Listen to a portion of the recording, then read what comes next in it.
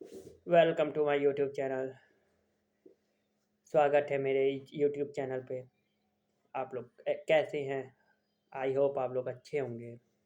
आज का session Mauryan empire की शुरुआत करेंगे। मौर्यन एम्पायर, तो अब तक हमने जो लेक्चर देखे हैं, कनेक्ट करें। कनेक्ट करना देखो बहुत ज़रूरी है। तो सबसे पहले हम कनेक्ट करेंगे। तो स्टोन एज सबसे पहले शुरुआत होती है, यानी ह्यूमन इवोल्यूशन होता है स्टोन एज, यानी कि हमें स्टोन टूल से पता चलता है कि हाँ, अब इंसान अपना वो शुरू किया है, अपना विकास, अपना डेवलपमेंट, यानी ह्यूमन इवोल्यूशन शुरू होता है स्टोन एज। फिर धीरे धीरे फिर उनको कॉपर की नॉलेज हुई, तो इसीलिए इसको हम चाल्कोलिथिक पीरियड, यानी कि chalco means copper, lithic means stone. तो स्टोन के बाद कॉपर एज या फिर चाल्कोलिथिक एज। उसके बाद देखो क्रोनोलॉजी याद करो, टाइम पीरियड, मतलब डेट, आपको डेट पूछता भी नहीं है। क्रोनोलॉजी कि हाँ इसके बाद ये हुआ, फिर ये हुआ। तो स्टोन, चालको, फिर उसके बाद इंडस वैली, यानी कि ब्रॉन्ज की नॉलेज हो गई। यहाँ पे जो इंडस वैली हड़प्पन लोग हैं, हड़प्पन सभ्यता के जो लोग हैं, इनको ब्रॉन्ज की नॉलेज हो गई, क्योंकि ये लोग अफगानिस्तान से टीन ले आए और खेतरी माइन से कॉपर। तो कॉपर टीन को मिला के ब्रॉन्ज फॉर्म हो गया, और ये नॉलेज इंडस वैली के लोगों को हो गई थी। तो उसके बाद फिर टाइम आगे बढ़ा, और फिर 1500 बीसी, 1500 बीसी वैदिक पीरियड, अर्ली वैदिक पीरियड की शुरुआत होती है। और फिर 1000 बीसी में एक एंशियंट हिस्ट्री का एक ऐसा टाइम जब जज्बात बदल गए, सब कुछ बदल गया।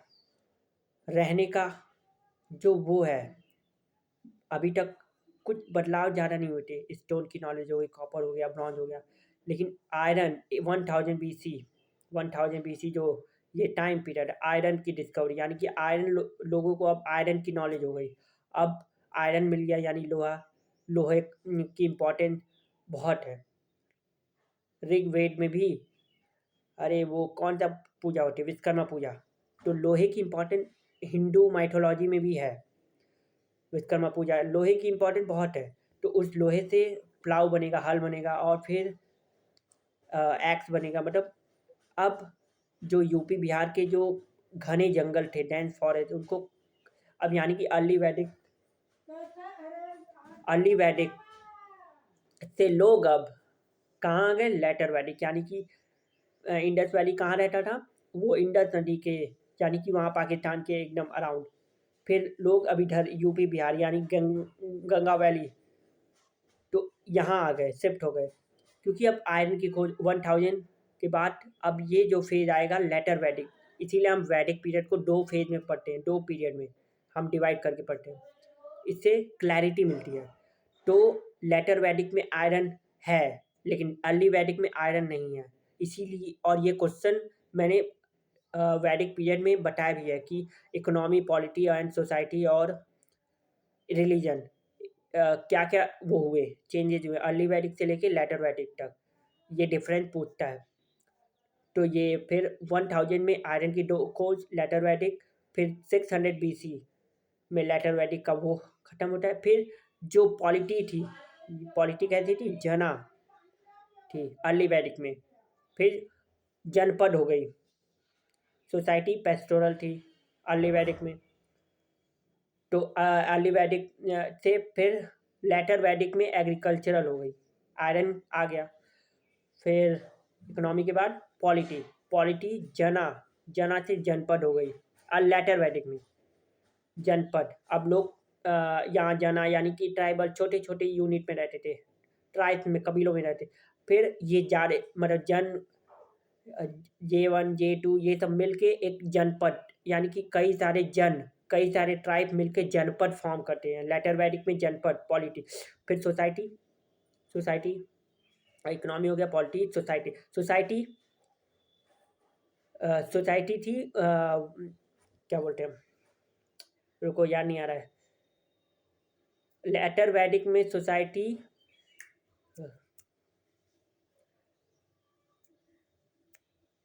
वर्ना बेस, शायद वर्ना बेस थी, यानी कि मतलब वर्ना बेस थी, ब्राह्मण छठी ये सब थे, लेकिन ज़्यादा रिजिड नहीं था, रिजिड मतलब डोमिनेंट नहीं था।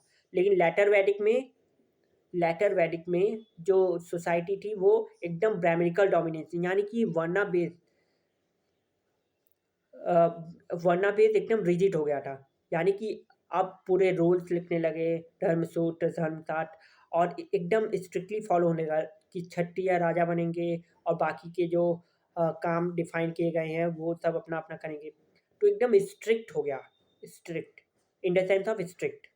तो वो लेटर वैदिक में स्ट्रिक्ट हो गया था, लेकिन अर्ली वैदिक में ये स्ट्रिक्ट नहीं था। तो सोसाइटी, रिलीजन की बात करें तो रिलीजन लेटर वैदिक में नेचर वर्शिप था। नेचर, अब प्राकृतिक की पूजा हो रही थी, नेचर वर्शिप। लेकिन लेटर वैदिक में ब्राह्मणिकल डोमिनेशन। अब यहाँ पे मेजर गॉड कौन थे? लेटर वैदिक में मेजर गॉड इंद्र, सोम, इंद्र, वरुण और इंद्र देवता, वही बारिश के, जो बारिश करवाते हैं। तो नेचर वर्शिप, तो यहाँ मेजर गॉड इंद्र, वरुण और सोम यही थे। लेकिन अब लेटर वैदिक में प्राइमेनिकल डोमिनेशन का मतलब अब सैक्रिफिशियल ट्रेडिशन आ गया, सैक्रिफिशियल वर्शिप, यानी कि अब सैक्रिफाइस होने गए, यानी बलि प्रथा, बलि, और ब्राह्मण डोमिनेट कर रहे थे, ब्राह्मणिकल डोमिनेशन। अब ब्राह्मण का बोलबाला हो गया था लेटर वैदिक में। और फिर अब तो मैंने पॉलिटी की बात की, जनपद, लेटर वैदिक में जनपद थी। अब ये जनपद फिर महाजनपद फॉर्म करेंगे, और महाजनपद का लेक्चर मैंने बनाया है, डिस्क्रिप्शन में मैं इसका लिंक दे दूंगा, आप देख लीजिएगा। डिस्क्रिप्शन में वैदिक पीरियड, मतलब वैदिक पीरियड, महाजनपद, इन सब का डिस्क्रिप्शन में लिंक होगा, आप उसको जाके देख लीजिएगा। तो अब आते हैं महाजनपद। तो महाजनपद का मैं डिस्क्रिप्शन आप देख कर फिर आप यहाँ आइएगा। तो मैंने क्या बताया था, महाजनपद के पैरेलल ही दो फिलॉसफी, क्योंकि ब्राह्मणिकल डोमिनेशन बहुत ज़्यादा हो गया था, तो लोग परेशान थे। तो उससे मतलब उन सब चीज़ों से लोग प्रभावित थे। तो एक 62 सेट्स में से दो ऐसे सेट थे जो राइज हुए, बुद्धिज्म एंड जैनिज्म। और बुद्धिज्म और जैनिज्म के पैरेलल महाजनपद, यानी कि ये दोनों पीरियड पैरेलल ही चल रहे हैं, बुद्धिज्म और जैनिज्म और महाजनपद, ये उसी पीरियड में ही ये दोनों चल रहे हैं। यानी कि 16 महाजनपद राइज होते हैं, और उनमें से बुद्धिज्म और जैनिज्म का लेक्चर भी मैं इस डिस्क्रिप्शन में दे दूंगा, आप देख लीजिएगा। ठीक है, ये सारे डिस्क्रिप्शन में सारे लेक्चर मैं दे दूंगा, आप देख लीजिएगा। तो आगे बढ़ते हैं। महाजनपद 16 महाजनपद थे। 16 महाजनपद में मगध राइज होता है, और मगध को राइज करने में आप लोग कहानी समझिए, कहानी, मैं स्टोरी बता रहा हूँ, क्रोनोलॉजी। अब ये क्रोनोलॉजी हो गई, अब मौर्यन एम्पायर शुरू करना है ना। मौर्यन एम्पायर के लिए ये कहानी, तो कनेक्शन बनाना जरूरी है, कनेक्शन नहीं होगा तो हिस्ट्री में मज़ा कैसे आएगा। तो मौर्यन मौर्यन कह रहा हूँ, मगध को राइज करने में, मगध को विक्टोरियस बनाने में 3 डायनेस्टी का रोल था। और ये मैंने हर्यंका डायनेस्टी, शिशुनाग डायनेस्टी और नंदाई, ये भी महाजनपद में ही मैंने पढ़ाया है, लेकिन इसको रिकॉल कर रहा हूँ। रिकॉल,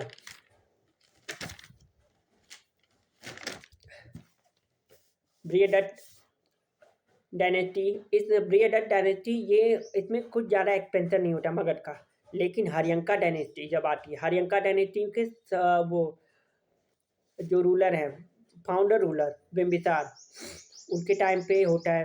फिर उसका बेटा अजातशत्रु, इसने अपने बाप को किल किया था, उदयन। और फिर नागदशक, हाँ। तो ये मैंने आपको लेक्चर बना दिया है। ये 3 डायनेस्टी हैं जो मगध को इतना बड़ा मगध एम्पायर बनाती है, मगध को विक्टोरियस बनाती है। और ये सारी डायनेस्टी मगध से ही क्यों रूल करती है, मगध क्यों इतना इम्पोर्टेंट, मगध का अगर जोग्राफिकल देखा जाए तो वहाँ पे, तो जोग्राफिकल लोकेशन उस वहाँ का वो है, वहाँ पे रिवर हैं, हिल्स हैं और फर्टाइल लैंड, और वहाँ पे आयरन के रिजर्व भी हैं। आयरन के रिजर्व, यहाँ आयरन के रिजर्व से मतलब क्या होगा, बेटर आयरन आयरन टूल, लोहे के हथियार, बहुत सारे हथियार बनेंगे, टूल्स, और फर्टाइल लैंड जिससे इकोनॉमी को बूस्ट मिलेगा, ट्रेड, इकोनॉमिक बूस्ट मिलेगा। तो ये सारे रीजन मैंने बता दिए थे। पिछले महाजनपद के लेक्चर डिस्क्रिप्शन में होगा, आप देख लीजिएगा। Oh my God. Result of contact India Iran. देखो, इंडिया और ईरान का जो रिलेशन है वो एंशियंट टाइम से ही है। ये मैंने शायद नहीं बताया था, लेकिन अभी बता रहा हूँ। खरोष्टी स्क्रिप्ट, खरोष्टी स्क्रिप्ट जो वहाँ की थी, Indian western area. Kharosthi script यानी कि वो राइट टू लेफ्ट लिखी जाती थी। और अशोकन जो इंस्क्रिप्शन थे, अशोका के जो इंस्क्रिप्शन थे, अभिलेख, वो खरोष्टी लैंग्वेज में ही थे, खरोष्टी स्क्रिप्ट में ही।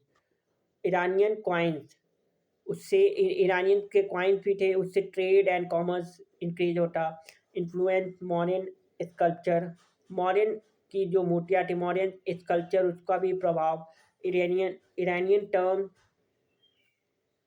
यानी कि हमारे में लिपि होता है, लेकिन वहाँ पे डीपी स्क्रिप्ट यानी कि लिपि, हमारे में लिपि होता है लेकिन वहाँ पे डीपी होता है। अब वहाँ का भाषा का वो है, वहाँ की लैंग्वेज। तो मैंने बताया था कि हरियंका शेषनाग नंदा डायनेस्टी का लास्ट रूलर धनानंद के टाइम पे अलेक्जेंडर का इन्वेजन होता है। अलेक्जेंडर का इन्वेजन आप ये रफ मैप है, यहाँ से देख लीजिए, ये मैप में है साफ साफ। तो अलेक्जेंडर सबसे पहले जब आता है तो वहाँ नॉर्थ ईस्टर्न, जहाँ से सारे फॉरेन इंडिया में आने का जो वो है फॉरेन इन्वेजन, तो वहीं से आते हैं, जहाँ पाकिस्तान वाले इंडस वैली, जहाँ पे इंडस वैली थी, इंडस नदी, वहीं से सारे इन्वेजन हुए। अलेक्जेंडर का भी इन्वेजन वहीं से। तो सबसे पहले अलेक्जेंडर को क्या मिला, अलेक्जेंडर को सबसे पहले हिंदुकुश माउंटेन, तो उसको क्रॉस किया। फिर कुछ कबीले वाले मिले, ट्राइब्स, तो उनको हराया। फिर आ गया अम्बी, फिर अलेक्जेंडर और पोरस का युद्ध होता है, बैटल ऑफ हाइडेस्पेस। और फिर पोरस के बाद आगे आता है, तो यहाँ पे एक और कबीले ट्राइब्स मिलती है ब्यास नदी के अराउंड, ये चेनाब और ब्यास। तो फिर उसके आगे वो नहीं आता है, फिर रिटर्न बैक हो जाता है अलेक्जेंडर, यानी कि पूरा इंडिया में आता नहीं है, रिटर्न बैक हो जाता है यहाँ ब्यास नदी के बाद से रिटर्न बैक ऐसा। अब यानी कि वो जब पोरस से लड़ाई करता है, तो पोरस की जो वो थी डिटर्मिनेशन, उसका जो युद्ध करने का वो स्टाइल, उससे बहुत खुश होता है पोरस की।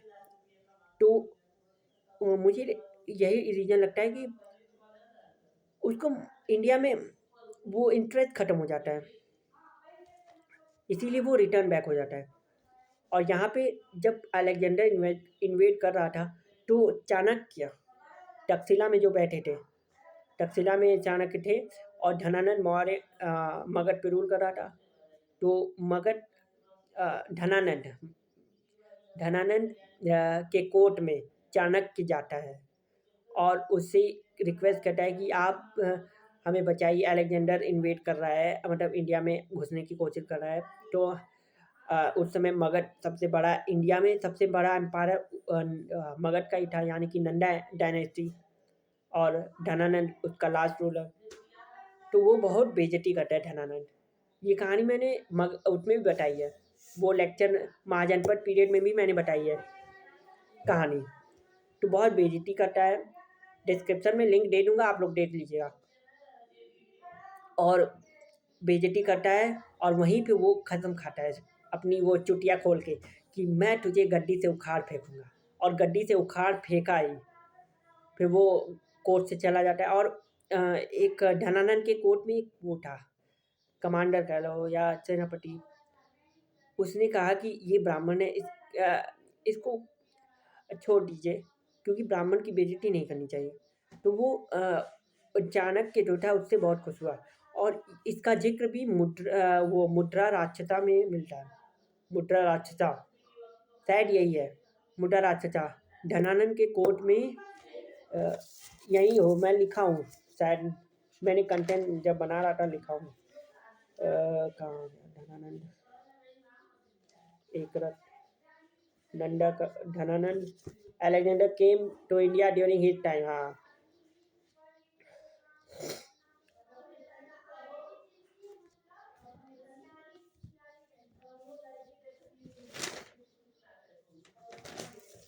मुद्रा राक्षसा ही है और उस कमांडर का नाम नहीं याद आ रहा है। कमांडर का नाम बहुत वो है, थोड़ा अटपटा है।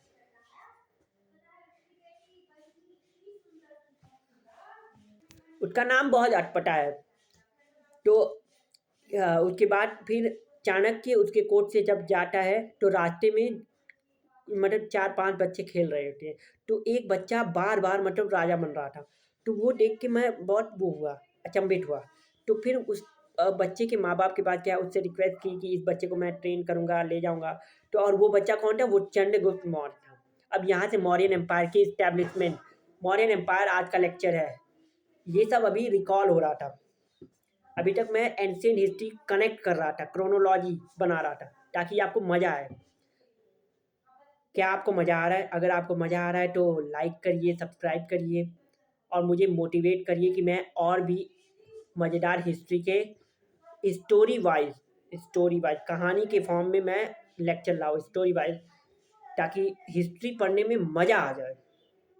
हिस्ट्री पढ़ने में चाहे ज्योग्राफी हो, उसमें तो फैक्चुअल होता है, लेकिन फिर भी उसमें भी मज़ा दिलवाऊँगा। पढ़ाई को मैं एकदम मज़ेदार बनाऊँगा, ये मेरा लक्ष्य है। तो आइए मौर्यन एम्पायर, तो वो तक्षशिला में ले जाता है उस बच्चे को और ट्रेन करता है और ट्रेन करके उसको तैयार करता है और फिर धीरे-धीरे एक सेना बनती है। तभी ना सेना होगी, तभी ना अटैक करेगा धनानंद पे।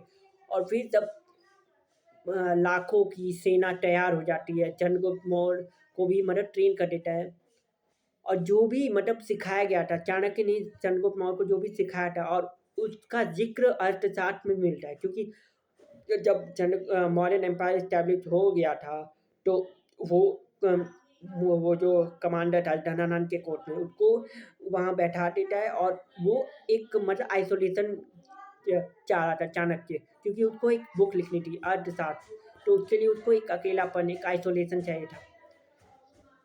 तो फिर मैं कहा था, हाँ, सेना की टुकड़ी लेके धनानंद पे आक्रमण करता है और फिर धनानंद को बहुत ब्रूटली ब्रूटली मतलब बहुत ज़्यादा खराब खराब मतलब कि उसको एकदम हरा देता है।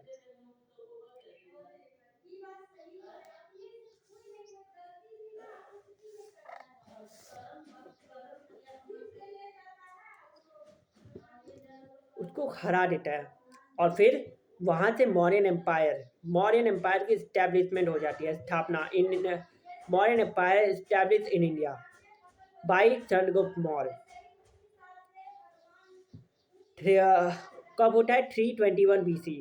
यहाँ पे थोड़ा डेट का याद होना चाहिए कि मौर्यन एम्पायर 321 BC में, याद डेट इम्पॉर्टेंट नहीं है लेकिन फिर भी पता होना चाहिए। 321 BC में मौर्यन एम्पायर इस्टेब्लिश हुआ था।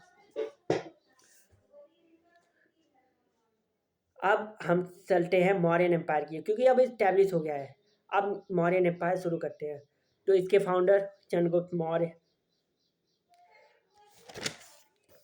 मौर्यन एम्पायर, चंद्रगुप्त मौर्य फाउंडर है और ये पहले रूलर हैं। 321 से लेकर 297 BC तक इनका टर्न वो है टाइम पीरियड। तो उसके बाद बिम्बिसार, बिम्बिसार के बाद अशोका, अशोका द ग्रेट। तो चंद्रगुप्त मौर्य के बारे में सबसे पहले ये चंद्रगुप्त मौर्य क्या था, मतलब इसके चंद्रगुप्त मौर्य की जो आइडेंटिटी थी इसको लेके हिस्टोरियन बहुत वो थे। हिस्टोरियन कुछ हिस्टोरियन कहते थे कि ये क्षत्रिय था, तो कुछ कहते थे शूद्र था। और अगर प्रेमिकल टेक्स्ट की माने तो प्रेमिकल टेक्स्ट में क्या था कि क्षत्रिय राजा बनेगा, ओनली क्षत्रिय राजा।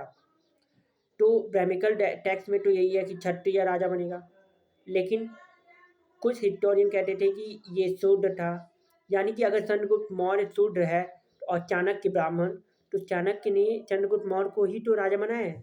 चाणक्य की मदद से चंद्रगुप्त मौर्य मगध का राजा बना, मगध इतना बड़ा एम्पायर इस्टेब्लिश किया। तो मतलब बहुत सारे इसकी पहचान को लेके, चंद्रगुप्त मौर्य की पहचान को लेके बहुत मतलब क्वेश्चन है, लेकिन फिर भी कहीं जो ब्राह्मणिकल टैक्स हैं वहाँ पे शूद्र बोला गया है, ब्राह्मणिकल टैक्स में उसको शूद्र बोला गया है।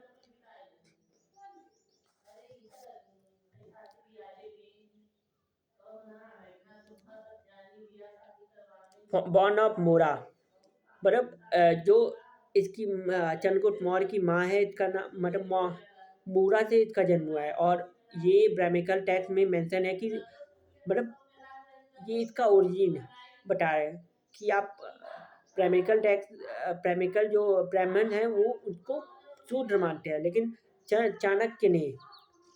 चाणक्य तो ब्राह्मण था, लेकिन फिर भी उसको राजा बनाता है। वो शूद्र था, फिर भी उसको राजा बनाया।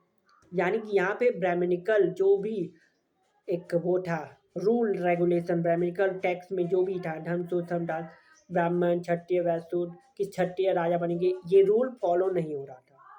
रिजिड था लेकिन फॉलो नहीं हो रहा था, क्योंकि चंद्रगुप्त मौर्य शूद्र होके राजा बना, इतना बड़ा साम्राज्य इस्टेब्लिश किया। तो ये पहला पॉइंट है। उसके बाद बुद्धिस्ट टैक्स में इसको क्षत्रिय बोला गया है। काम तो इसका जो कर्म है, इसका कर्म तो क्षत्रिय वाला है, धनानंद को हराया और इतना बड़ा एम्पायर इस्टेब्लिश किया। तो कर्म भले लिख दें हैं कि हाँ ये शूद्र है, लेकिन कर्म से ये क्षत्रिय हो गया क्योंकि राजा है। तो बुद्धिस्ट टैक्स में मेंशन है कि ये क्षत्रिय है और ब्राह्मणिकल टैक्स में शूद्र। तो बहुत ऊपर नीचे, कहीं कहीं शूद्र कहीं क्षत्रिय, तो कंफ्यूज नहीं होना। ब्राह्मणिकल टैक्स में शूद्र और बुद्धिस्ट टैक्स में क्षत्रिय। उसके बाद एक ग्रीक राइटर हैं, उन्होंने कहा कि ये रॉयल फैमिली से नहीं है, मतलब एक मिडिल का मतलब एक सिंपल फैमिली से, not a royal family. Greek writer Justin, इन्होंने कहा मतलब लिखा था कि ये कोई रॉयल फैमिली से नहीं आए, रॉयल फैमिली से नहीं बिलोंग करे हैं चंद्रगुप्त मौर्य। ये एकदम हम्बल यानी कि एकदम सिंपल सादा परिवार था। वहाँ से चाणक्य ने मतलब उठाया होगा और गद्दी पे बैठा दिया। तो ये मतलब चंद्रगुप्त मौर्य की पहचान को लेके पूरा मतलब कि यहाँ बहुत सारी ये सोर्सेज हैं ओरिजिन ऑफ चंद्रगुप्त मौर्य कि कैसे हुआ है इनका सोर्सेज। अब मौर्यन एम्पायर के बारे में हमें कैसे पता लगता है, सोर्सेज क्या क्या हैं। अब भाई हिस्ट्री पढ़ रहे हैं तो सोर्सेज तो इम्पोर्टेंट है, एविडेंस के बिना हिस्ट्री का कोई मतलब नहीं, सोर्सेज के बिना हिस्ट्री का कोई मतलब नहीं। तो सबसे पहले मुद्रा राक्षसा, देखो आ गया ना, मुद्रा राक्षसा का जो मैंने जिक्र किया था और धनानंद के कोर्ट में, विशाखा दत्त, ये मुद्रा राक्षसा एक एक नाटक है।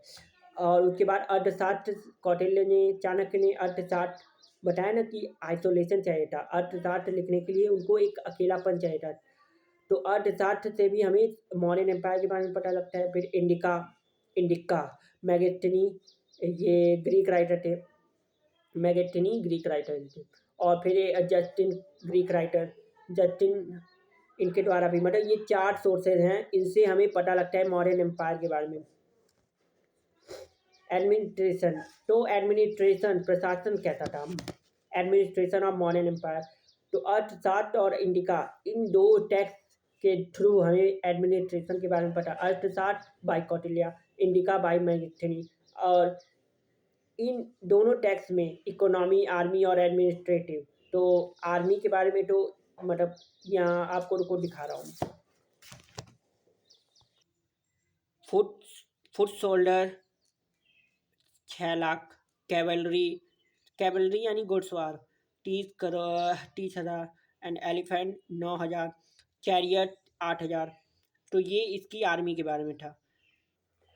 तो आर्मी का तो यहीं पे मतलब देख लिया। इकोनॉमी, अब इकोनॉमी नहीं, पहले इनको एडमिनिस्ट्रेशन, कौटिल्य एंड मैगस्थनीज। तो कौटिल्य के यानी कि कौटिल्य का एक ही सिंपल था कि यहाँ अगर प्रजा खुश रहेगी तो राजा तो खुश हो जाएगी ऑटोमेटिकली। यानी कि प्रजा अगर हैप्पी तो राजा खुश, अगर प्रजा दुखी तो राजा भी दुखी। But we do not know how far this is true. मतलब ये इतना भी सही नहीं है कि यहाँ अंडर इंडिया क्या होगा। इतना भी सही नहीं है कि अगर राजा खुश है और प्रजा दुखी है। But we do know not, यानी कि हमें ये कंफर्म नहीं है कि हाँ ये कितना सही है, ये जो अभी मैंने बोला कि प्रजा खुश तो राजा खुश और प्रजा दुखी तो राजा।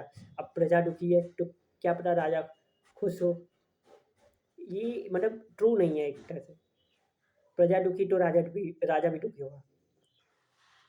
इसीलिए इस पे इतना रिलाई नहीं करना है, रिलाई। लेकिन हाँ ये एक एडमिनिस्ट्रेशन कौटिल्य का मतलब एक पॉइंट ऑफ व्यू था। कौटिल्य, कौटिल्य वही चाणक्य, इनका दूसरा नाम कौटिल्य है।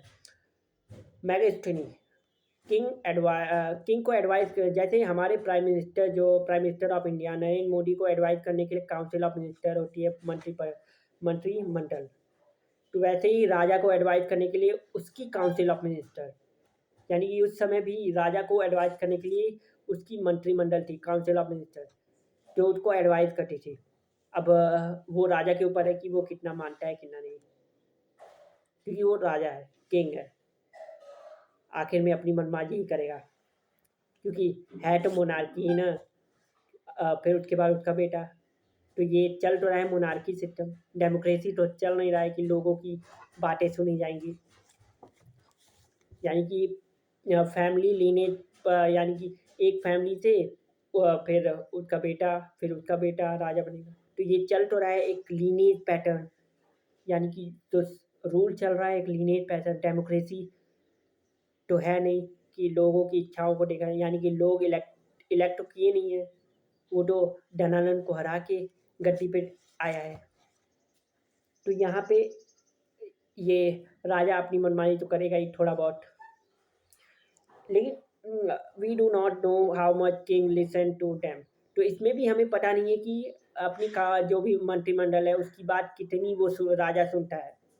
तो इन दो चीज़ों से पता लगता है कि जो सिस्टम था, यानी कि जो राजा है वो सेंट्रल है, यानी कि जो ये एडमिनिस्ट्रेशन है वो सेंट्रलाइज है। मौर्यन के टाइम पे, मौर्यन एम्पायर के टाइम पे ये जो इनका वो था एडमिनिस्ट्रेशन, वो सेंट्रलाइज था, पूरा केंद्रित था राजा की तरफ एकदम।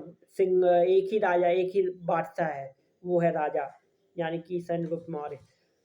सेंट्रलाइज था modern administration, king plus council of मंत्री परिषद। तो मॉडर्न एम्पायर को 5 प्रोविंस में डिवाइड किया गया था। तो north province Takshashila, south province Swarnagiri, west province Ujjain और eastern province Tosali, central province Pataliputra. देखो सेंट्रल प्रोविंस कौन है? पाटलिपुत्र, और मगध की कैपिटल भी पाटलिपुत्र है। पाटलिपुत्र थी, लेकिन फिर ये बार बार पाटलिपुत्र से कभी मतलब बिंबिसार के टाइम पे कुछ होगा, फिर अशोका के टाइम में, मतलब ये कैपिटल परमानेंट नहीं है, कैपिटल चेंज होती है। तभी ना बहुत पहले के राजाओं में बहुत चुल थी, पहले के जो किंग थे उनमें बहुत चुल थी कि हम ऐसा क्या कर दें कि हमारा नाम इतिहास में दर्ज हो जाए। अब भाई इतिहास में दर्ज होगा तभी ना लोग फ्यूचर जनरेशन, यानी कि 21st सेंचुरी के जो स्टूडेंट है, यानी कि 2025 2026 ये सारे बच्चे पढ़ेंगे, वो भी यूपीएससी के लिए। सिलेबस को बढ़ाना है बस खाली। चलो वो तो राजाओं का चुल्ला है। तो पढ़ाई को ऐसे पढ़ो कि मज़ा आ जाए, ऐसे मत पढ़ो कि इस राजा ने सीरियस हो गए, अरे 5 प्रोविंस थे, नॉर्थ प्रोविंस। पढ़ाई को एकदम टेंशन नहीं लेने का, टेंशन देने का, टेंशन देने का। कभी ये मत लेना कि यहाँ टेंशन और एग्ज़ाम देना है, एग्ज़ाम देना है। एग्ज़ाम कोई भी हो, चाहे वो टफ़ हो या हल्का-फुल्का हो, एग्ज़ाम को टेंशन लेने का, अगर टेंशन ले लिया एग्ज़ाम का, खत्म, खत्म, कहानी खत्म हो जाएगी, कहानी खत्म। मज़े से लो कि हाँ, बहुत चुल होती थी पहले के राजाओं में, ऐसे पढ़ो। पहले के राजाओं में इतनी चुल होती थी कि ऐसा हम क्या करते कि हमारा नाम इतिहास में दर्ज हो और बच्चे हमें पढ़े, आने वाली जनरेशन हमें पढ़े, बस। या मतलब ऐसा, मतलब वो लोग सोचते नहीं थे कि हम ऐसा क्या करें। वो अपने हिसाब से अगर पढ़ना है तो कुछ तो बनाना पड़ेगा। वो लोग ऐसा थोड़ी ना बोलते थे कि हम ऐसा क्या क्या चुल करें कि बच्चों का सिलेबस पढ़ लें। ऐसा थोड़ी ना, ये ऐसा मैं बोल रहा हूँ ताकि आपको मज़ा आए पढ़ने में।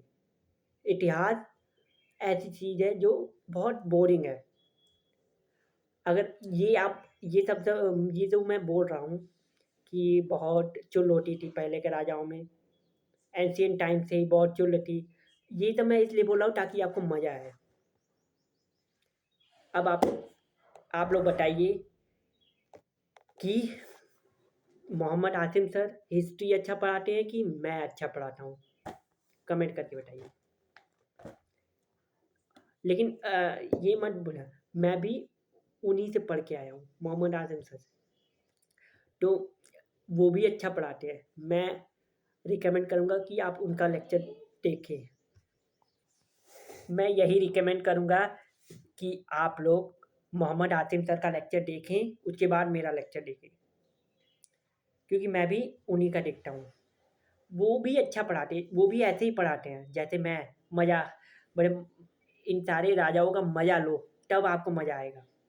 ये जितने भी राजा हैं, अब तक जितने भी राजा हमने एंशिएंट हिस्ट्री, मेडीवल हिस्ट्री, जो भी सुल्तान या मुगल एम्पायर जो भी हैं, यहाँ तक अंग्रेज को भी ले लो, ब्रिटिश, वो भी तो रूल ही किए हैं।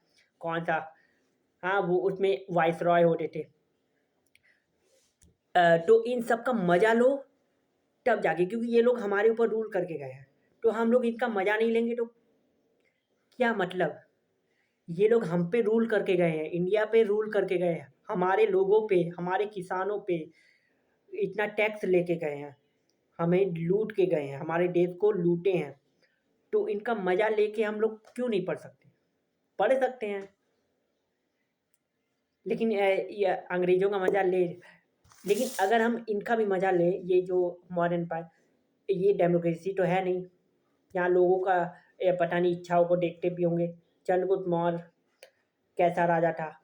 अब उस टाइम पे तो हम लोग हैं नहीं, खाली हम लोगों को किताबों में तो जो राजा हारता है उसके पॉइंट ऑफ व्यू से नहीं देखा जाता है। यानी कि धनानंद डिफीट हुआ था चंद्रगुप्त मौर्य से, तो जो राजा हारता है उसके बारे में नेगेटिव बातें होने लगती है कि ये राजा ऐसा था, एकदम क्रूर था। अब गंगेज खान को ही ले लो, तो उसको दुनिया, पूरी वर्ल्ड का सबसे क्रूर शासक माना जाए। क्रूर मतलब सबसे ही किसी पे दया नहीं करता था। और ये हमारी बट वो है, खुशकिस्मती है कि वो इंडिया पे नज़र बनाया था, लेकिन इंडिया पे कभी अटैक नहीं किया। गंगेज खान ने कभी इंडिया पे अटैक नहीं किया। नज़र बनाया था लेकिन अटैक नहीं किया। अगर अटैक किया होता और कब्जा लिया होता, गंगेज खान का रूल इंडिया में हो जाता, तो हमें गंगेज खान को भी पढ़ना पड़ता अपने इंडिया के हमें कंटेक्ट में, क्योंकि इंडिया पे रूल अगर अटैक करता और रूल करता इंडिया पे तो पढ़ना पड़ता। लेकिन ये हमारी खुशकिस्मती है कि इंडिया पे गंगेज खान ने अटैक नहीं किया और उसको हमें नहीं पढ़ना है। खाली ये दिल्ली सल्तनत, मुगल एम्पायर और ब्रिटिशर। तो 5 प्रोविंसेस में डिवाइडेड था, north province, south province, western province, eastern province, central province, Takshashila, Suvarnagiri, Ujjain, Tosali and Pataliputra. Takshashila, Swarnagiri, Ujjain, Tosali और पाटलिपुत्र, ऐसे ये पांचों को याद रखना है। क्योंकि ये मॉडर्न 5 प्रोविंस यानी कि उस समय राज्य नहीं थे, उस समय प्रोविंस चलता था, प्रांत। प्रोविंस और स्टेट कोई अंतर नहीं है, मतलब रूल एडमिनिस्ट्रेशन को चलाने के लिए इन पाँचों में मतलब वो किया था, डिवाइड किया गया था कि यहाँ रूल आसान हो सके, एडमिनिस्ट्रेशन आसान ईजिली कर पाए। मंत्री परिषद में कौन कौन था? युवराज, क्राउन प्रिंस, पुरोहित, प्रेस्ट, सेनापति, कमांडर और मंत्री, एक मंत्री भी होता था। तो ये सारे मंत्री परिषद। तो ये आपको मतलब एडमिनिस्ट्रेशन पता होना चाहिए कि मौर्यन का एडमिनिस्ट्रेशन कैसा था। इकोनॉमी में तो सबसे पहला पॉइंट, न्यू लैंड को कैसे कल्टीवेशन में लाया जाए। New land brought under cultivation, यानी कि जो नए नए लैंड होते थे उनको कैसे हम कल्टीवेशन में लाएं। कल्टीवेशन में लाएंगे तो एग्रीकल्चर बढ़ेगा, एग्रीकल्चर बढ़ेगा तो प्रोड्यूस बढ़ेगा, प्रोड्यूस बढ़ेगा तो इनकम बढ़ेगी, इनकम बढ़ेगा तो स्टेट का वो बढ़ेगा, इकोनॉमी बढ़ेगी, स्टेट की इकोनॉमी यानी कि राजा की इनकम बढ़ेगी। टैक्स ऑन एग्री यानी एग्रीकल्चर पे कितना टैक्स था? तो 1/4 जो प्रोड्यूस था, 1/4 ऑफ प्रोड्यूस, यानी कि अगर ज़्यादा फर्टाइल है, मोर फर्टाइल, तो 1/4 प्रोड्यूस 1/4 टैक्स में लगता था। और अगर लेस फर्टाइल है, कम फर्टाइल है, तो 1/6 ऑफ प्रोड्यूस यानी कि 1/6 टैक्स लगता था। टोल टैक्स भी लगता था। अब भाई उस समय भी ट्रांसपोर्टेशन होता था, ऐसा मत समझो कि ट्रांसपोर्टेशन नहीं हो रहा है। तो सामान जब इधर से उधर ट्रांसपोर्ट होगा तो टोल टैक्स तो कटेगा ही, क्योंकि उस समय भी रास्ते थे, बट ये इलेक्ट्रॉनिक ये सब इंजन उंजन नहीं था, बैलगाड़ी थी, तो उस समय भी टोल टैक्स लगता था। टोल टैक्स, स्टेट की मोनोपॉली, मोनोपॉली यानी कि मोनोपॉली, मोनो मतलब एक सिंगल, और पॉली मतलब सेलर, यानी कि एक ही। यहाँ पे मोनोपॉली का मतलब सेलर नहीं है, यहाँ मोनोपॉली का मतलब एकाधिकार है, मतलब एक ही का अधिकार है, एक एक ही इंसान का अधिकार है उस पे। स्टेट यानी कि जो वहाँ का वो है रूलर है, किंग है चंद्रगुप्त मौर्य, तो उसी का ए मोनोपॉली है। तो वहाँ पे माइनिंग का वो था, माइनिंग की मोनोपॉली थी। सेल्स ऑफ लीकर, लीकर, अब लीकर की बात नहीं होगी, लीकर भी तो होगा ही ना। सेल लीकर का भी यानी कि शराब का भी वो था, सेल। मैन्युफैक्चरिंग ऑफ आर्म्स और इरिगेशन यानी सिंचाई के लिए क्या क्या वो थे, टैक्स थे, वाटर टैक्स। फिर इकोनॉमी अगर बढ़ेगी तो एम्पायर भी ग्रो होगा, एम्पायर साम्राज्य भी एक्सपेंड करेगा। चंद्रगुप्त मौर्य, इन्होंने चंद्रगुप्त मौर्य के टाइम पे कैसे चंद्रगुप्त मौर्य ने अपना एम्पायर को एक्सपेंड किया, एक्सपेंशन कैसे किया? तो 305 BC में चंद्रगुप्त मौर्य और सेलिकस निकेटर इन दोनों के बीच युद्ध हुआ था और चंद्रगुप्त मौर्य जीत गया था, विनर, और सेलिकस निकेटर हार गया था। तो इसने अपनी बेटी इसका आउटकम यानी कि ये जो युद्ध हुआ था, इसका जो आउटकम था, चंद्रगुप्त मौर्य जीत गया। तो इसका युद्ध का जो आउटकम था, सेलिकस निकेटर ने क्या किया? सेलिकस निकेटर ने अपनी टेरिटरी इसको दे दी। उसके बाद एक पीस कन्फ्लिक्ट भी हुआ। बड़ा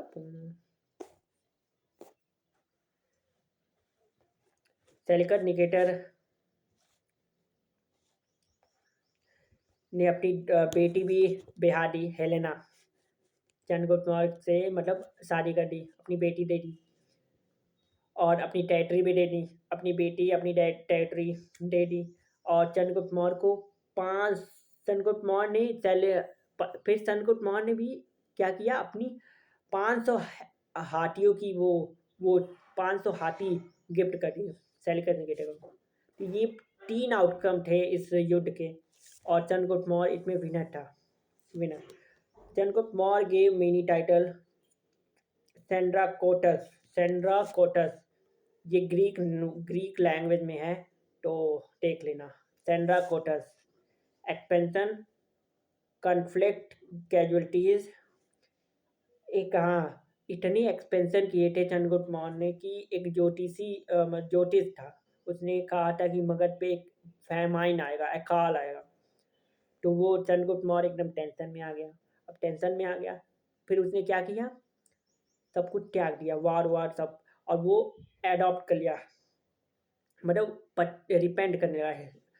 Chandragupta Maurya wanted to repent, he go to Shravana Belagola, Karnataka. Karnataka में एक श्रवण बेलागोल जगह है, वहाँ पे वो चला गया और उसने जैनिज्म को अडॉप्ट कर लिया। जैनिज्म अडॉप्ट एंड स्पेंड किया अपने आखिरी दिन वहाँ पे। उसके बाद फिर उसका बेटा बिंदुसार गद्दी पे आया। उसके बेटे का खाली 4 पॉइंट आपको पता होना चाहिए, बिंदुसार का।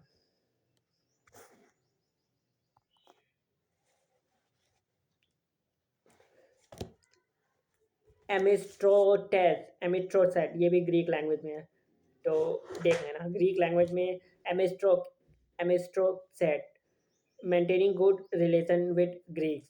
एंटोइजूस, स्वीट वाइन।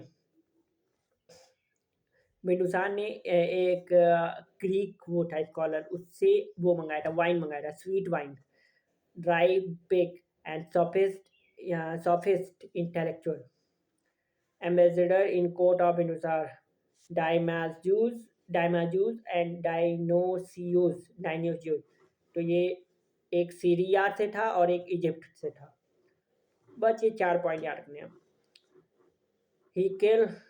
अब आते हैं अशोका। अशोका 268 बीसी से लेके 232 बीसी,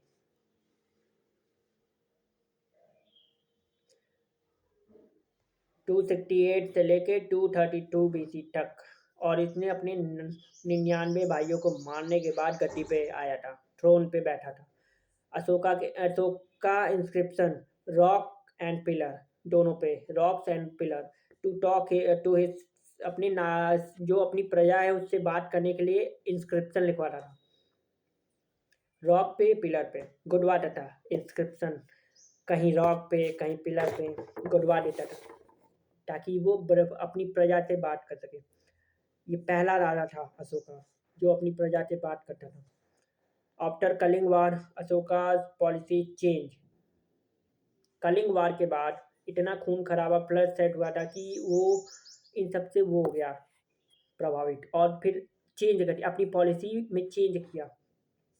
बुद्धिज्म, इसके दादाजी ने जैनिज्म को अडॉप्ट किया, यानी कि चंद्रगुप्त ने जैनिज्म को अडॉप्ट किया, अशोका ने बुद्धिज्म को अडॉप्ट किया, और बुद्धिज्म को अडॉप्ट किया पेरिकोस, फ्रॉम पेरिकोस। पेरिकोस यानी कि फेरिकोस का मतलब होता है फिजिकल कॉन्क्वेस्ट से वो धम्मकोस, धम्मघोष का मतलब कल्चरल कॉन्क्वेस्ट पे आ गया, यानी कि फिजिकल कॉन्क्वेस्ट से कल्चरल कॉन्क्वेस्ट पे, यानी पेरिघोष से धम्मघोष पे आ गया। लैंग्वेज स्क्रिप्ट, या लैंग्वेज क्या थी, ब्राह्मी और प्राकृत, ब्राह्मी और Prakrit, Brahmi and Prakrit. North western frontier inscription Aramaic Kharosthi script. ये अशोका के लिए इतने सारे पॉइंट बहुत हैं। ये तो अभी बेसिक है, अभी एडवांस में तो और भी पॉइंट आएंगे। To administer justice Ashoka appointed Rajukas. Ashoka ने न्याय करने के लिए राजुकास को वो किया था, अपॉइंट किया था, appoint to spread Dhamma. Ashoka appointed Dhamma महामट्टास।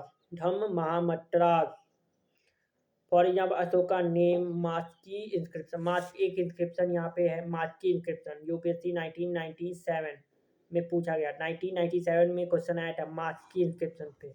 Renew renew Ashoka कान कानका कानगाना हली इंस्क्रिप्शन, ये 2019 में यूपीएससी 2019 में सवाल आया था। Ashoka capture Kashmir in which source क्या है, अशोका ने कैप्चर किया कश्मीर को, कैप्चर किया तो एविडेंस क्या है कि यहाँ कैप्चर किया है। The main source that mention Ashoka capturing Kashmir in the 12th century historical chronicles. The Raj Tarangini, राज तरंगिणी, कल्हड़ की राज तरंगिणी, यानी कि कल जो कल्हड़ ने राज तरंगिणी टेक्स्ट लिखा था, उससे हमें पता लगता है कि यहाँ कश्मीर को कैप्चर किया था अशोका ने। थर्ड बुद्धिस्ट काउंसिल इसके टाइम पे होती है, अशोका के टाइम पे third Buddhist council during the time of Ashoka Pataliputra. Deep south, ये थोड़ा डीप साउथ का, डीप साउथ में भी अभी घुसेंगे हम लोग। डीप साउथ में इतने वो हैं, आप अपनी जीभ पे वो रखना पड़ेगा, मिर्चा, मिर्चा खाना पड़ेगा, तब जाके आप बोल पाएंगे।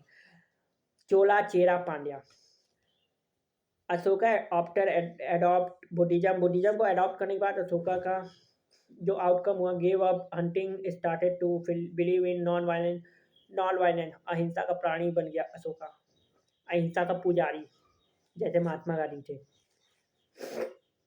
Physical occupation abandon, physical occupation को छोड़ दिया, फिजिकल एक्यूपेशन को अबेंडन कर दिया, छोड़ दिया, छोड़ दिया, छोड़ दिया। सेंड मिशनरीज स्प्रेडिंग धम धम धम धम धम,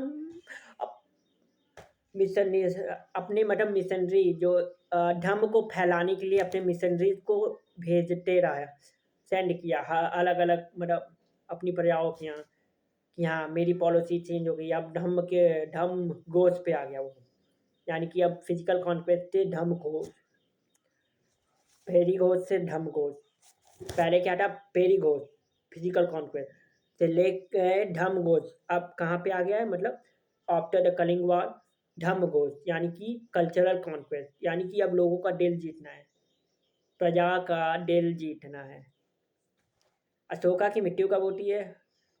अशोका का धर्म क्या कहता है? अशोका का धर्म क्या कहता है? सर्विस टू मदर फादर, माँ बाप की सेवा, ahimsa, love of truth, good behaviour of elders and relative, prohibition of animal sacrifices, human treatment of servant, humanely, जो नौकर है उनका भी एक, क्योंकि वो भी तो इंसान है, वो लोग भी तो मेहनत कर रहे हैं, उनका भी अच्छा, उनको भी अच्छे से, उनको एक डिग्निटी के साथ ट्रीट करें, ह्यूमैनिटी, ह्यूमैनिटी को प्रमोट करना, नॉन वायलेंस बताया था, टॉलरेंस टूवर्ड रिलीजियस सेक्ट जो भी बुद्धिज्म, यानी जब इन सबके प्रति टूवर्ड्स यानी उनके प्रति टॉलरेंस शो करना,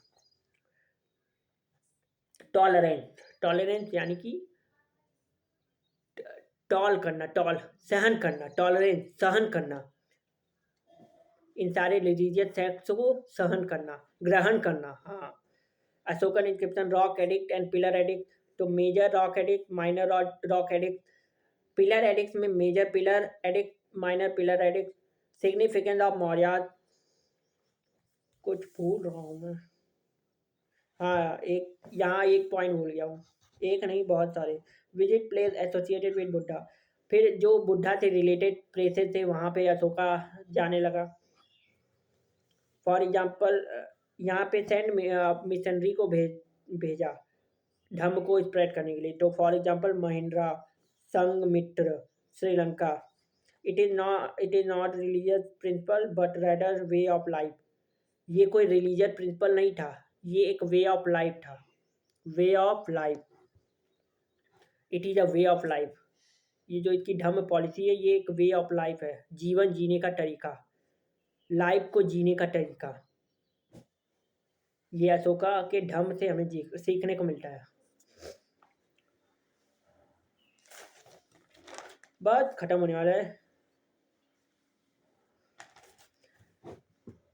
मौर्य का जो सिग्निफिकेंस था वो कैसे था, किंग, राजा का जो बिहेवियर होना चाहिए, किंग बिहेवियर, कौटिल्य के हिसाब से राजा का जो बिहेवियर होना चाहिए प्रजा के प्रति, नागरिकों के प्रति, प्रजा के प्रति, धर्म प्रवर्तक, धर्म प्रवर्तक, यानी कि promulgator of social order, promulgator of social order, bureaucracy plus espionage espionage, स्पाइनोनेज,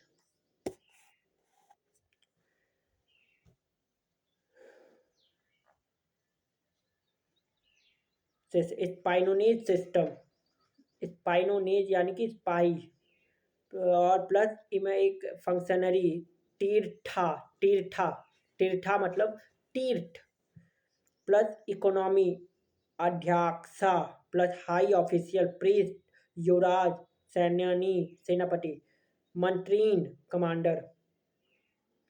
तो ये जो किंग का बिहेवियर है यानी कि धर्म प्रवर्तक प्रमलगेटर ऑफ सोशल ऑर्डर।